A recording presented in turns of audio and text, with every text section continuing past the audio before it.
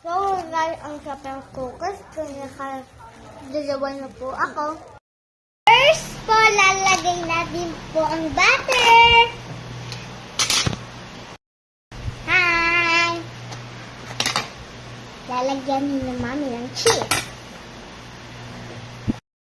Tapos po, yung butter, dudurugin ko pa. Hirap po eh.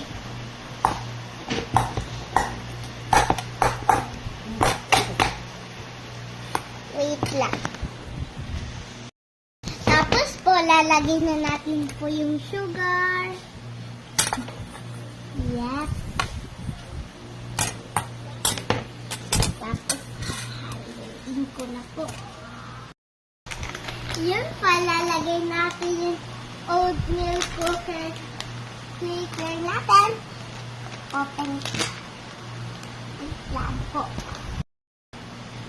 Ayun po, ang dami. May first pa po to. Ito po ako eh. Then po, yung egg naman.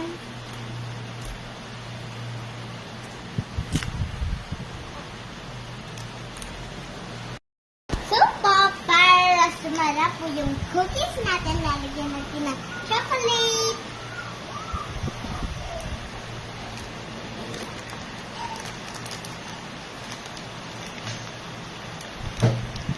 Tapos po, para sumarap, tikman po natin muna yung chocolate.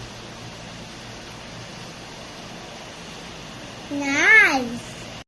Para po, umalsa yung ating cookies, lalagyan po natin. So po, imimix na po natin yung lahat nating ingredients. So po, bago natin po ibilot yung tubig natin, maghigas po tayong kamay.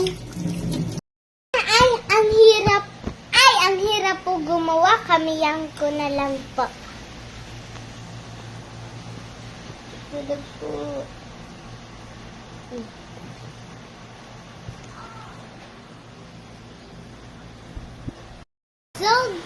So po, ilalagay na natin yung cookies natin sa baking pan.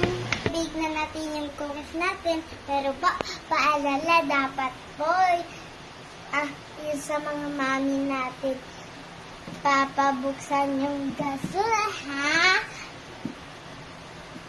Po. Tanahin po natin.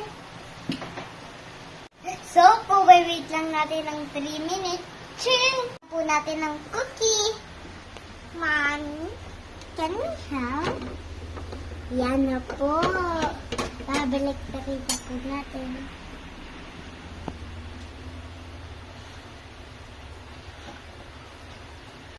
Guys, ito na yung ating cookie. Yummy! Bye-bye! Please like and subscribe my video. Bye-bye! So guys, ang sapang focus kung nakadalawa na po ako.